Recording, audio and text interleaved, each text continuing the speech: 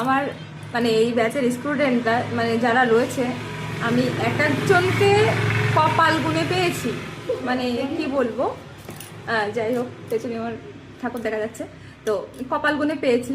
তার কারণ হচ্ছে ওরা প্র্যাকটিস করছে আর আমি বসে আছি। তা প্রত্যেকেরই বক্তব্য, শুধু একজন বাদে আর দুজনের বক্তব্য আমাকে কোথায় সবাই বলে, ডাকে যে এখানে এটা কি হবে, ওটা কি হবে, আর এরা বলে তুমি ফোন দেখো বসে বসে, আমরা করছি।